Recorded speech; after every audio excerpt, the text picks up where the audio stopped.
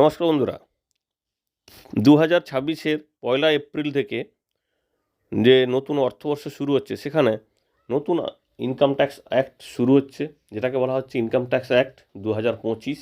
তো সেই অ্যাক্ট অনুযায়ী কয়েকটি সুবিধা কিন্তু পেতে চলেছে দেশের নাগরিকরা, যার মধ্যে অবশ্যই প্যান কার্ডের একটি সুবিধা। এবার থেকে আপনারা জানেন প্যান কার্ড বিভিন্ন জায়গায় কাজে লাগতো। তো সেই প্যান কার্ড যে বিভিন্ন জায়গায় জমা দেওয়ার যে নিয়মের বিশাল বড় পরিবর্তন করা হচ্ছে, এবং যার ফলে উপকৃত হবেন দেশের কোটি কোটি নাগরিক।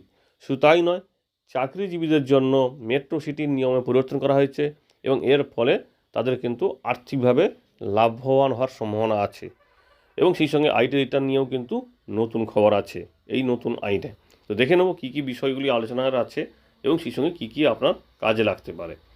ইনকাম ট্যাক্স অ্যাক্ট 2025-এর যে পরিবর্তন আসছে সেটা হচ্ছে 1 এপ্রিল 2026 থেকে। মোটামুটি এখনও প্রস্তাবিত আর বেশি দিন সময় নেই, তো এটাই থাকছে মোটামুটি ধরে নেওয়া যায়। তো দেখুন, প্রথমে আসি ক্যাশ ডিপোজিট এবং উইথড্রলের নতুন সীমা। এতদিন ছিল কি, 50,000 টাকা পর্যন্ত জমার ক্ষেত্রে আপনাকে প্যান কার্ড জমা করতে হতো বা প্যান কার্ডের নাম্বার জানাতে হতো। এবার কিন্তু বলা হয়েছে একটি অর্থবর্ষে এক বা একাধিক ব্যাংকে 10 লক্ষ টাকা বা তার বেশি জমা করলে বা তুলে নেওয়া হলে তখনই কিন্তু প্যান কার্ডের প্রয়োজন হবে।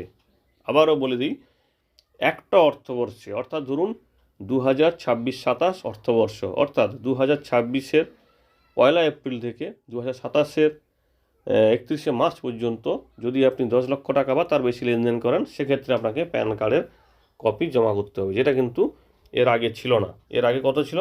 মাত্র 50,000 টাকার বেশি বা 50,000 টাকা জমা করলে বা তুললে কিন্তু আপনাকে ব্যাংক বা কোঅপারেটিভ ব্যাংকে আপনাকে প্যান কার্ডের নাম্বার জমা করতে হতো, যেটা কিন্তু অনেক ঝামেলার ছিল।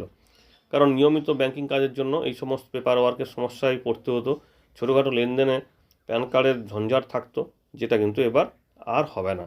এবং সেই সঙ্গে ইনকাম ট্যাক্স অ্যাক্ট অনুযায়ী আপনার যে টাকার যে লেনদেন, সেটাও কিন্তু ট্রেসিংয়ে আরও অনেক সুবিধা হবে। এবার আসি দ্বিতীয়ত, যানবাহন কেনার ক্ষেত্রে মোটর বাইক বা চার চাকা গাড়ি কেনার ক্ষেত্রে এতদিন নিয়ম ছিল যেটা, তার ক্ষেত্রে পরিবর্তন করা হয়েছে। কী বলা হয়েছে এবার প্যানের প্রয়োজনীয়তা যেটা ছিল, মোটর সাইকেল সহ মোটরযানের দাম 5 লক্ষ টাকা বা তার বেশি হলে তখনই কিন্তু প্যান নাম্বার উল্লেখ করতে হবে। বর্তমানে কিন্তু কোনো সীমা ছিল না, আপনি গাড়ি কিনতে গেলেই আপনাকে প্যান নাম্বার দিতে হতো বা প্যান কার্ডের জেরক্স দিতে হতো। তো যেটা কিন্তু এই নতুন নিয়মে হচ্ছে না, 5 লক্ষ টাকার বেশি দাম হলে সেই রকমই কিন্তু হচ্ছে। নতুন থ্রেশহোল্ডের যে এই সীমা, অর্থাৎ এই যে লক্ষ্য নির্ধারণ করা হয়েছে 5 লক্ষ টাকা, এর ফলে কি হবে, আপনার গাড়ি কেনার সময় যে ঝামেলাগুলো ছিল, কাগজপত্রের ঝামেলাগুলো ছিল, সেটা অনেকখানি কমানো যাবে। হাসপাতাল ও ইভেন্ট পেমেন্ট, হোটেল, রেস্তোরাঁ বা ব্যাংকোয়েট হল বা কনভেনশন সেন্টার বা ইভেন্ট ম্যানেজারদের কাছে 1 লক্ষ টাকার বেশি লেনদেন হলে বাধ্যতামূলকভাবে প্যানের নথি জমা করতে হতো। এমন সেই সঙ্গে কি হাসপাতালেও কিন্তু 1 লক্ষ টাকার বেশি লেনদেন হলে এবার থেকে এই প্যান কার্ডের নাম্বার জমা করতে হবে।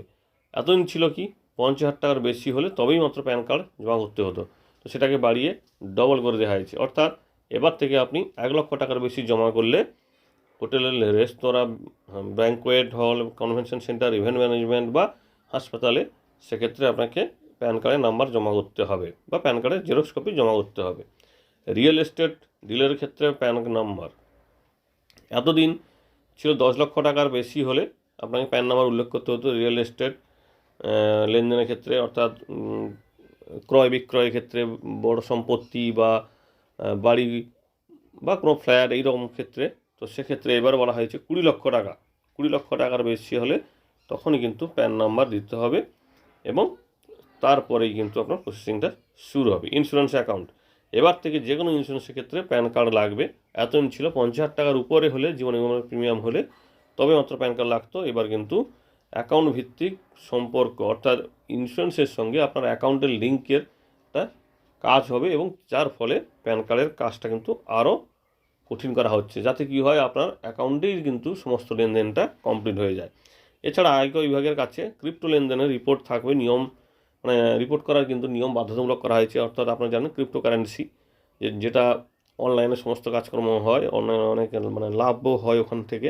তো সেই সমস্ত ক্ষেত্রেও কিন্তু আপনাকে প্যান কার্ডের তথ্য দিতেই হবে। সেন্ট্রাল বোর্ড অফ ট্রেড ট্যাক্সের ইতিমধ্যে খসড়া আইনের নিয়ম প্রকাশ করেছে। মার্চ মাসের শুরুর দিকে কিন্তু চূড়ান্ত আইনে আপাতত প্রকাশ হওয়ার সম্ভাবনা আছে। এছাড়া আসি চাকরিজীবীর জন্য কি মেট্রো সিটি নতুন তালিকা যুক্ত হয়েছে। এতদিন ছিল কি বেতনভোগী কর্মচারীদের জন্য যে আইন ছিল বাড়ি ভাড়া ভাতা, অর্থাৎ HRA, হাউস রেন্ট অ্যালাউন্স, সেটার দীর্ঘদিনের বৈষম্য কিন্তু দূর হয়েছে।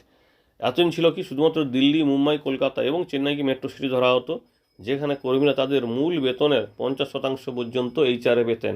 যদিও সেটা বেসরকারি কর্মী, সরকারি কর্মচারীরা ম্যাক্সিমাম 30% পর্যন্ত HRA পেতেন। তো সেটার সঙ্গে আরও 4টি শহর যুক্ত হয়েছে উদীয়মান অর্থনৈতিক কেন্দ্র বেঙ্গালুরু, হায়দ্রাবাদ, পুনে এবং আহমেদাবাদ। অর্থাৎ এবার থেকে তাহলে কোন কোন শহরগুলোকে মেট্রো সিটি ধরা হবে? দিল্লি, মুম্বাই, কলকাতা, চেন্নাই, বেঙ্গালুরু, হায়দ্রাবাদ, পুনে এবং আহমেদাবাদ। তো এখানে কিন্তু চাকরিজীবীরা তাদের মূল বেতনে 50% পর্যন্ত কিন্তু কথাটা বারবার বলছি, তো সেক্ষেত্রে HRA এবার পেতে পারেন। এছাড়া সিঙ্গেল ক্লিক রিটার্ন এবং প্রযুক্তির ছোঁয়া দেওয়া হয়েছে, অর্থাৎ আয়কর রিটার্ন জমা করার ক্ষেত্রে এক ক্লিকেই কাজ হয়ে যাবে। আপনার সমস্ত তথ্য আপডেট থাকবে। এমনিতেই তথ্য আপডেট থাকতো, কিন্তু তাতেও কিছু ভুলভ্রান্তি থাকতো। এবার কিন্তু বলা হয়েছে সম্পূর্ণ ক্যালকুলেশনও করা হয়ে থাকবে, শুধুমাত্র একবার রিচেক করে নিয়ে আপনি ক্লিক করে দিতে পারেন। আর যদি ভুল থাকে সেক্ষেত্রে আপনি এডিট বটনে এডিট করে আপনি সাবমিট করতে পারেন। অর্থাৎ এবার থেকে ITR রিটার্নও জমা করা কিন্তু আরও সহজ করে দিল, পুরো প্রিফিল থাকবে। এই হচ্ছে মোটামুটি আপডেট, এবং পরবর্তীতে আরও আপডেট এলে আপনাদের সঙ্গে আমরা শেয়ার করব। ধন্যবাদ।